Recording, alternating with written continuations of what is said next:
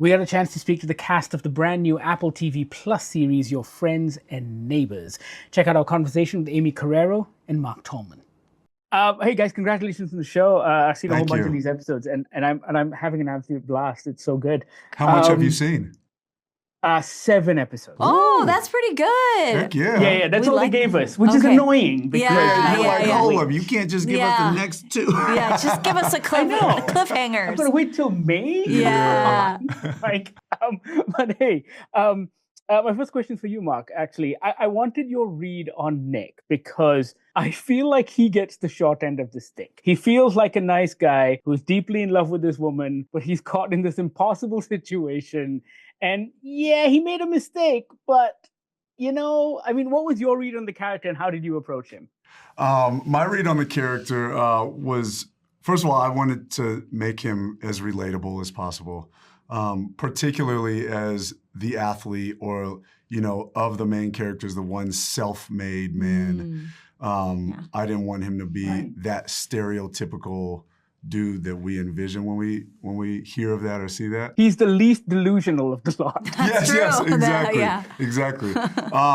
So for me, I think a lot of it was tying in, again, having been a former athlete, and more importantly, him having been a former athlete, because that ambition that exists as like a theme for the whole show, whether it's what Ham's character is doing with Coop, Amy's character, I mean, again, there's this drive and ambition that exists in everyone in different ways. So I wanted that to live in him, again, because of my background and for him being a former athlete.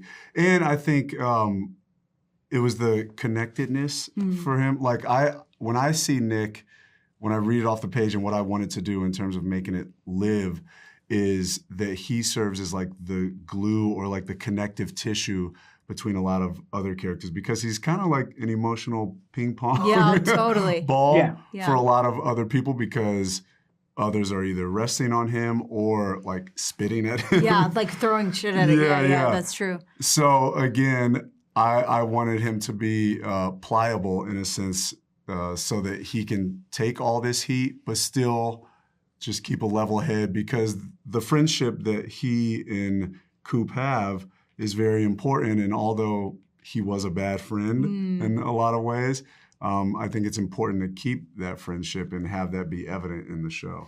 I always like to see actors, like the first choice they make when you see them on screen before they even say anything.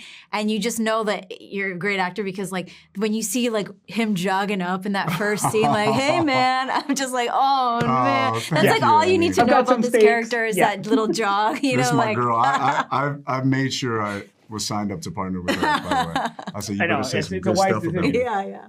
Aimee, there is a moment in episode 5 that I think perfectly sums up your relationship with Coop, or Eleanor's relationship with Coop, when she says the line, "What do you think I actually have to lose?" Yeah.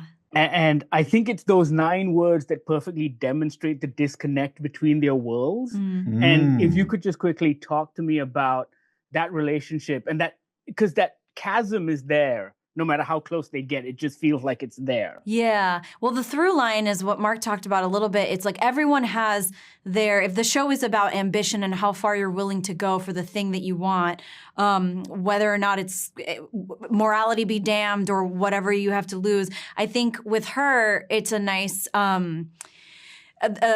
nice other side of the coin, which is, in his eyes, she's got everything to lose, right? She's got her ability to stay in this country to lose, her ability to provide for her family that's, overseas or in Dominican Republic.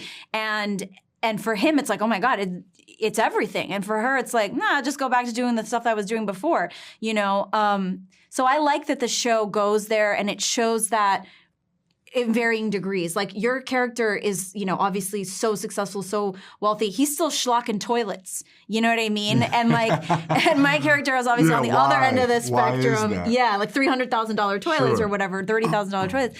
And her version of that is, the painting, or knowing about, she's so knowledgeable about like the Cartier necklaces, and she's learned the language enough to be able to speak that sort of luxury, this is what we go for, this is what we leave, the Birkins, the that, she's had to adapt to that lifestyle that she doesn't lead. So I don't know if it answered your question, but I think it just shows the axis or maybe the spectrum on which the show tells the story of how far people are willing to go for what they want.